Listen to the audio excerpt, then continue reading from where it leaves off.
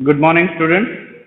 Today we will start with topic 13.1, which says sound is produced by vibrating a body. If you want to generate a sound, it is very necessary that vibration has to be there. अगर vibration नहीं होगा तो sound भी नहीं होगा. कैसे? Let us discuss. So here 13.1, sound is been produced by vibrating a body. Touch the school bell when not in use. ऐसा नहीं कि भाई स्कूल स्टार्ट है और बेल से खेलने लगे. No, when school is not there और after a school there is one bell like this. ऐसा बेल हर स्कूल में होता है. अगर नहीं होता तो किसी और जगह पे भी ऐसा आप बेल देख सकते हो. आपको क्या करना है, इसके सेंटर पार्ट को जोर से बजाना है. And after you rang this, इसको बजाने के बाद what you have to do, you have to touch your palm to the outer surface of the bell. Church में भी आपको ऐसे बड़े बड़े बेल दिखाई देंगे. तो when it is been rang, बजने के बाद आपको इसको टच करना है. Then what will you feel, you will feel a vibration which is been done on the outer surface of the bell. और आप देखोगे कि अगर आप हाथ लगा रहे हो तो उसकी आवाज दब रही है, उसकी आवाज ज्यादा खुल के नहीं आ रही. And when you leave your hand, उसकी आवाज ज्यादा लंबे टाइम तक चलती है. तो जितना ज्यादा वाइब्रेशन होगा, साउंड भी उतना ज्यादा चलेगा. यस और no? Yes, very good. Now what do you feel? We feel vibration. Again touch it when it producing sound. जब साउंड प्रोड्यूस होगा और उसको आप फिर से टच करोगे, then you will feel that कि साउंड, आवाज थोड़ी दब जा रही है. वाई? क्योंकि जो जितना भी वाइब्रेशन है बेल से हो रहा है, वो आप अपने हाथों से वाइब्रेशन को कम कर रहे हो. तो वाइब्रेशन कम हो जाने की वजह से आवाज भी कम हो जाती है. Next, can you feel it vibrating? Yes, of course we can feel it vibrating. There is one example regarding bell. Another example is not in your textbook, but still we can discuss it because it is a very easy experiment. What you have to do during your school days or at your home also, there is one table. उस table के छोर पे at the end of the table you must put a steel scale. Plastic scale से करोगे तो वो टूट जाएगी. Better to use steel scale. और स्टील स्केल को टेबल के एंड के ऊपर दबा दो और उसका जो छोर है, the open end of the steel scale, you have to take it down. उसको नीचे की तरफ लो एंड देन छोड़ दो. Then what will you feel? You will feel vibration of the scale at the end of the table. Yes or no? So when a steel rule is been vibrating, you will feel a sound like yes or no? And if you are reducing the length, अगर आप उस steel scale को धीरे धीरे अंदर ले जाते हो तो वाइब्रेशन भी बढ़ेगा. ट्राई करोगे तो खुद जान जाओगे. क्या करो, एक स्टील स्केल को लो, वाइब्रेट करने के बाद आफ्टर वाइब्रेटिंग उस स्टील स्केल को पीछे खींच लो धीरे धीरे धीरे धीरे. देन द साउंड में differ according to that. Yes और no? Yes. So moving forward in the next slide,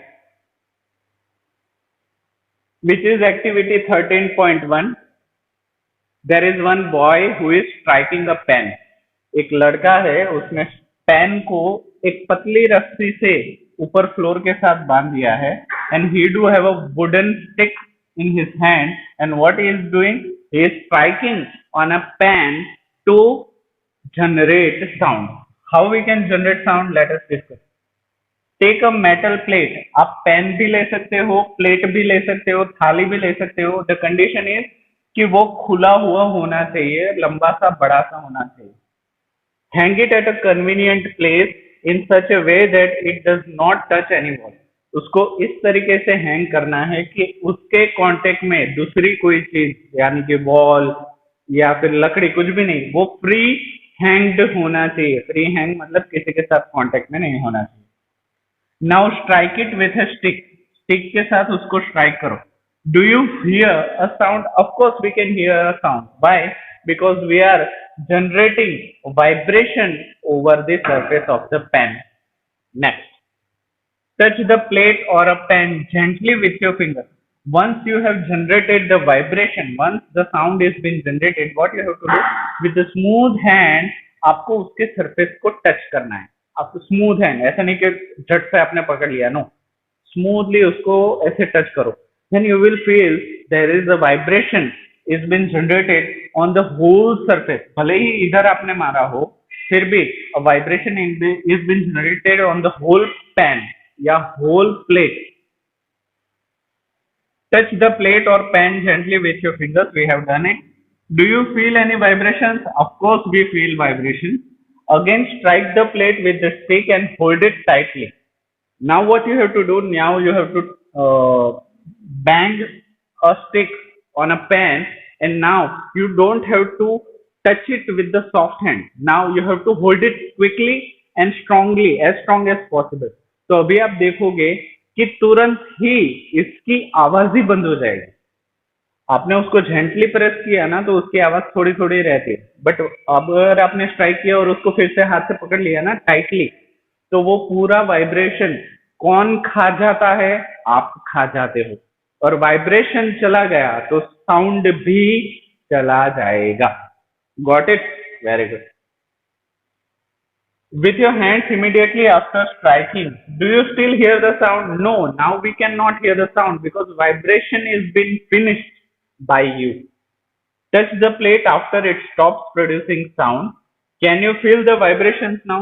Once the sound is been over, आप अभी क्या करोगे? फिर से उसको third time strike करो, and after striking, when you can hear the sound, आप जब तक आवाज आ रहा है आप उसको टच मत कीजिए. And after the sound is been finished, तब आप उसको पकड़िए. अब आपको वाइब्रेशन फील होगी? No, there is no sound, there is no vibration. There is vibration, there is sound. Vibration होगा तभी साउंड होगा, और साउंड है मतलब वाइब्रेट हो रहा है. यस और नो? अगर आप स्पेस में चले जाओ तो आपको अर्थ की आवाज सुनाई देगी. क्यों? क्योंकि अर्थ भी वाइब्रेट कर रही है. Okay. Okay. Next point, activity 13.2. Take a rubber band. What you have to do? Take your compass. आपका कंपास ले लीजिए. आपने शायद ये किया भी होगा unknowingly, बिना पता चले कि ऐसा कुछ होता है. आपने किया ही है, बट ऑब्वियस है, हर स्टूडेंट करता है. एक अपना कंपास लीजिए और कंपास के ऊपर दोनों छोर पे पेंसिल या पेन लगा दीजिए. Once you have done that, what you have to do? You have to take a rubber band, and that rubber band you have to split it over your compass. उसको compass के ऊपर चढ़ा देना है. तो अभी क्या होगा? ये बीच की जो स्ट्रिंग है, that is hanging on the compass box between two pencils or between two pens. वो बीच में हवा में रहेगी. So when you are striking that rubber band, अगर इस रबर बैंड को मैं ऐसे ऐसे करूं, so due to compass box आपको एक म्यूजिकल इंस्ट्रूमेंट जैसे आवाज आएगी. इन द सेम वे एक रबर बैंड की जगह पे आप 7 रबर बैंड चढ़ा देते हो तो आप अननोइंगली गिटार बना दे रहे हो. तो इन the same way compass box की अगर मोटाई बढ़ा दे रहे हो तो साउंड भी अलग हो जाएगी. यस, इंटरेस्टिंग ना? हाँ, very interesting. Put it around the longer side of the pencil box. Insert 2 pencil box between the box and stretch the rubber. Now plug the rubber band somewhere in the middle. Do you hear any sound? Of course we hear the sound. Does the band vibrate? Of course the band vibrates. क्योंकि vibration होगा तभी sound generate होगा. Without vibration, sound cannot be generated. Next, moving forward. As you learnt in class 7, the to and fro or back and forth motion of an object is called vibration. यहाँ पे vibration की definition अगर हम discuss करें तो कोई भी चीज continuously to and fro, to का मतलब है आगे, fro का मतलब है पीछे. तो कोई भी चीज continuously to and fro हो रही है, आगे पीछे हो रही है, और बैक एंड फोर्थ मतलब पीछे आगे हो रही है, आगे पीछे कंटिन्यूसली, या कंटिन्यूसली ऊपर नीचे हो रही है, कंटिन्यूसली लेफ्ट राइट हो रही है. तो whenever an object continuously repetitively to and fro, front and back, left and right, moving continuously, तो वो जो फिनोमिनन है उस फिनोमिनन को हम वाइब्रेशन कहेंगे. क्या कहेंगे? Vibration. When a tightly stretched band is plucked, it vibrates and produces sound. When a tightly stretched band is been plucked, उसको आप pluck करके छोड़ रहे हो, so it will continuously vibrate from its mean position. आगे पीछे होता रहेगा, like this. When it stops vibrating, it does not produce sound. Once it has been stopped vibrating, sound can be not produced. That is basics of sound. Activity 13.3, which is also the same activity which has been related to vibration as well as sound. Take a metal dish, pour water in it. क्या करना है, एक थाली ले लो और उसके अंदर थोड़ा सा पानी डाल दो. Strike it at the end with a spoon, और उसकी जो किनारी है उस किनार पे आप चम्मच से उसको बजाओ. So what do you will feel कि जो पानी है ना उसमें कुछ तरंगे उठ रही है. There is vibration in a water too. और थाली में बिना पानी के वॉइस और थाली में पानी डालने के बाद वॉइस में भी चेंज हो रहा है, साउंड भी चेंज हो रहा है. ऐसे क्यों हो रहा है देखते हैं. Do you hear a sound? Of course we hear a sound. क्यों? क्योंकि वाइब्रेशन होगा तो साउंड होगा ही. Again strike the dish and then touch it. अभी फिर से उसको स्ट्राइक करो और टच करो. Strike the dish again. Look at the surface of the water. तो वाटर के सरफेस पे what happens? There is some grout. पूरी तरंगे उठ रही है. Now hold the dish. अभी डिश को होल्ड करने के बाद उसको बजाओ. तो स्टिल वाइब्रेशन इज देयर. हाँ, क्योंकि थाली का वाइब्रेशन तो आप रोक रहे हो पर पानी का वाइब्रेशन आप रोक नहीं पाओगे. So when a plate is been filled with water and it is been hold, और चम्मच से आप उसको मारते हो तो थाली का वाइब्रेशन तो आप खा जाते हो, पर पानी का vibration, waters vibration, you can't hold it. इसलिए पानी से भरी हुई थाली को जब आप स्ट्राइक करोगे तो वो पकड़ा हुआ होगा फिर भी आवाज प्रोड्यूस करेगा, because there is a vibration in the water. Do you see any waves there? Of course we do see waves there. Now hold the dish. What change do you observe on the surface of the water? We have observed a wave on the water surface. Can you explain the change? Of course we can explain the change. Is there a hint to connect sound with the vibration of the body? Of course there is a hint कि sound और vibration एक दूसरे के साथ connected है. अभी जितने भी एक्टिविटी हमने देखी है वो सारी एक्टिविटी साउंड और वाइब्रेशन को इट इज कनेक्टिंग.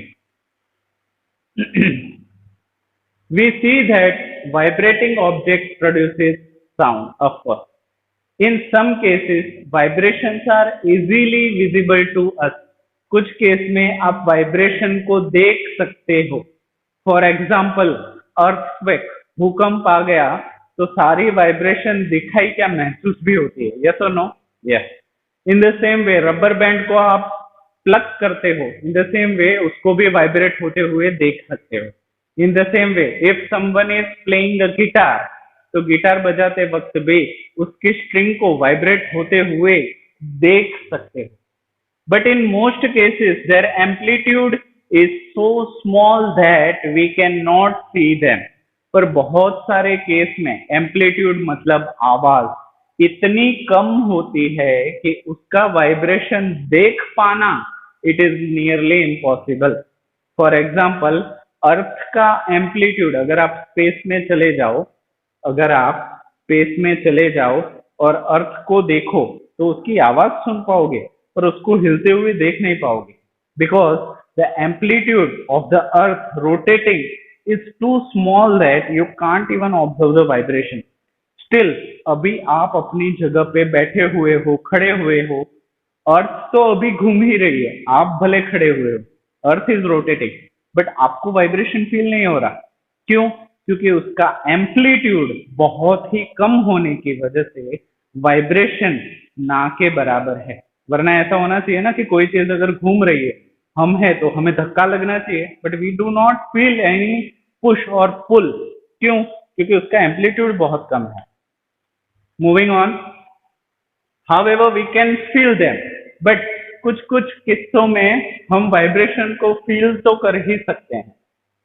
एक्टिविटी 13.4, एक तारा हमें बनाना है। How take a hollow coconut shell and make a musical instrument एक तारा। ये एक तारा कैसे बनता है? एक कोकोनट, जिसको हम नारियल बोलते हैं, नारियल को पूरा सूखा देना है। सूखा देने के बाद उसको बीच से काट दो तो आपको एक कटोरी जैसा शेप मिल जाएगा। उस कटोरी शेप के आमने सामने एक होल बना दीजिए। वो होल में से एक बाम्बू स्टिक को हमें डालना है। वो बाम्बू स्टिक बांधने के बाद, लुक एट दिस, ये कोकोनट का बेस है आधा काटा हुआ, और उसमें दोनों तरफ होल करके एक बाम्बू स्टिक डाला हुआ है। और उसके बाद ये कोकोनट के ऊपर एक चमड़ा होता है ना, चमड़े से उसको बांध दिया है पूरा। और इसके बाद एक वायर जो होती है ना, मेटल स्ट्रिंग, पतला सा वायर जो हम इलेक्ट्रिसिटी में यूज करते हैं, वैसा वायर उसने लगा दिया है। बाद में बम्बू स्टिक के दूसरे भाग से यहाँ पे जो घोड़े के बाल होते हैं ना, घोड़े की पूंछ के बाल, तो वो यहाँ पे इसने बांधे हुए। और जब ये घोड़े के बाल इस स्ट्रिंग के साथ घिसे जाएंगे, तब ये स्ट्रिंग को वाइब्रेट करेगा। किसको वाइब्रेट करेगा? स्ट्रिंग को वाइब्रेट करेगा। और ये वाइब्रेशन पूरी जमा कहाँ पे होगी? ये जो हमारा कोकोनट है ना, वहां पे जमा होगी। बोलोगे सर इसमें पूरा काम तो ये स्ट्रिंग का है, तो कोकोनट किस लिए लगा रहे हैं? तो कोकोनट की वजह से वाइब्रेशन बढ़ता है, और वाइब्रेशन बढ़ेगा तो साउंड बढ़ेगी। यस और नो? तो ये कोई भी म्यूजिकल इंस्ट्रूमेंट हो, उसके अंदर एक खाली कमरा बनाया जाता है। हारमोनियम भी देखोगे तो there is a vacuum, vacuum तो नहीं बोलेंगे, ब्लैंक स्पेस, एक खाली जगह रखी जाती है। क्यों खाली जगह रखी जाती है? क्योंकि वहां से आवाज बढ़ के आए, एम्प्लीफिकेशन, आवाज बढ़ाने के लिए ऐसी खाली जगह रखनी पड़ती है। So that is how you can make एक तारा, इसको बोलते हैं। गाने में भी यूज होता है ना, गूंजा सा है कोई एक तारा। सो इट इज एक तारा, you can make it at home also. So moving forward, you can also make it with the help of the earthen pot. आपका जो मटका होता है, उस मटके की हेल्प से भी एक तारा आप बना सकते हो। Play this instrument and identify it's vibrating part. इसको बजाइए और बताइए कि कौन सी चीज वाइब्रेट हो रही है। Then you will come to know कि sir there is two vibrating things over here, there is only one actually, only the wire is being vibrating, but आवाज आपको इसमें से आएगी फ्रॉम कोकोनट। तो आप कंफ्यूज हो जाओगे कि आवाज तो यहाँ से आ रही है, तो वाइब्रेट क्या हो रहा है? Actually the vibrating part is the wire part. In the same वे, जब ये घोड़े के बाल, पूंछ के बाल इस पे रब करेंगे तो थोड़े थोड़े ये भी वाइब्रेट होंगे। So there is two vibrating part, क्योंकि ये दोनों कांटेक्ट में आ रहे हैं। Moving forward, so here you can see a list of musical instruments vocabulary.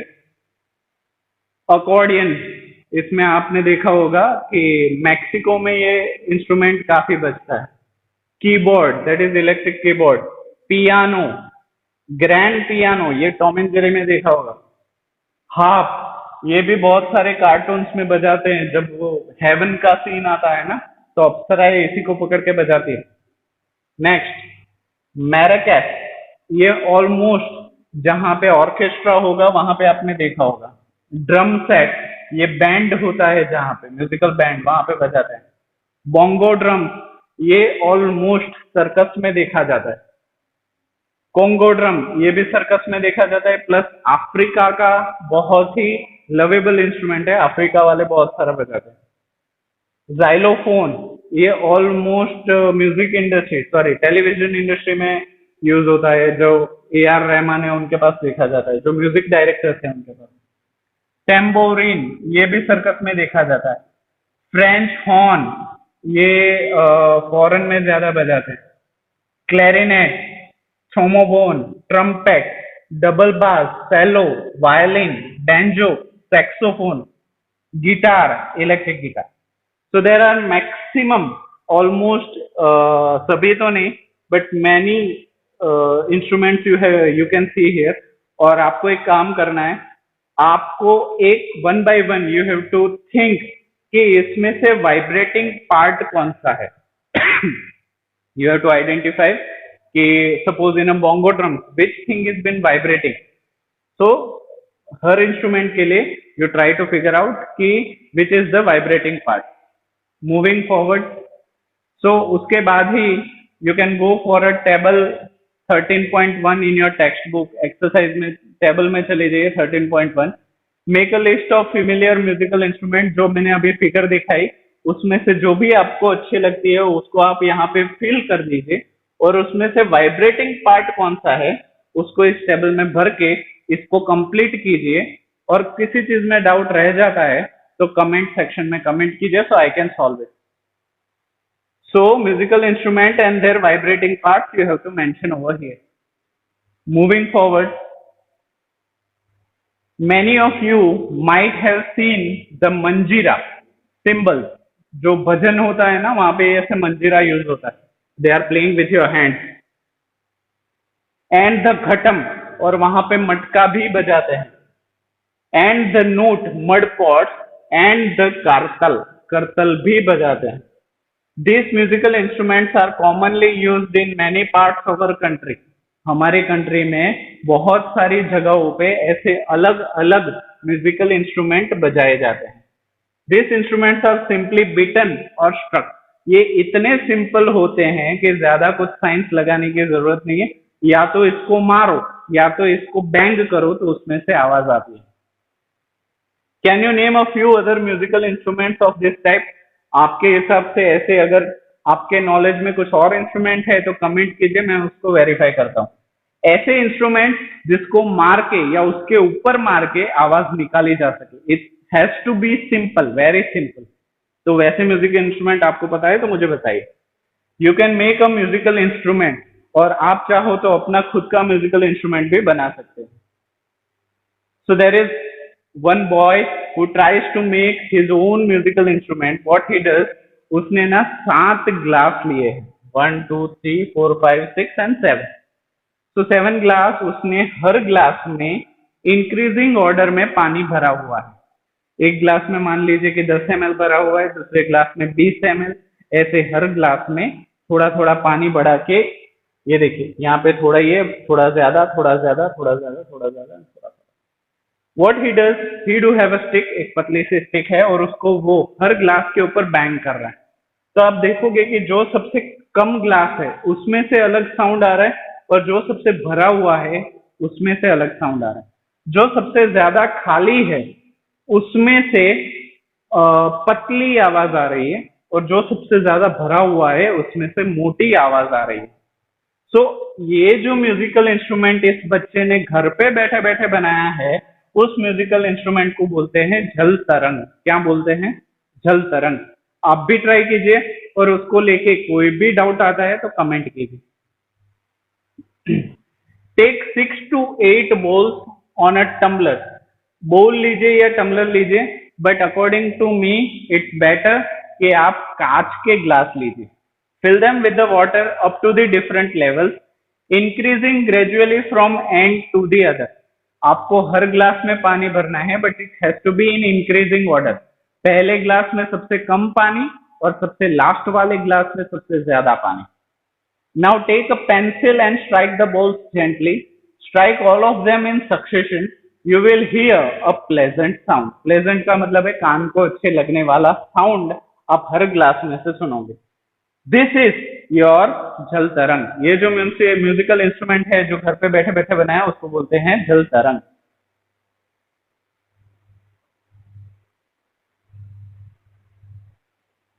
तो यहां से हम इसको बाकी रखेंगे मृदंग से. तो from next online session we will continue from here, क्योंकि 2 स्लाइड है उसको ले लिया तो सेशन काफी लंबा हो जाएगा. बट यहाँ से बाकी रखेंगे, और म्यूजिकल इंस्ट्रूमेंट को लेके कोई भी डाउट आता है तो you can comment it, but it has to be syllabus point of view. Syllabus point of view से अगर डाउट पूछेंगे तो it is very better. So till then thank you so much. Revise well, और ज्यादा से ज्यादा बार video को repeat करिए देखने के लिए, तो उससे आपको ज्यादा चीजें समझ में आएगी. Till then thank you so much and practise well.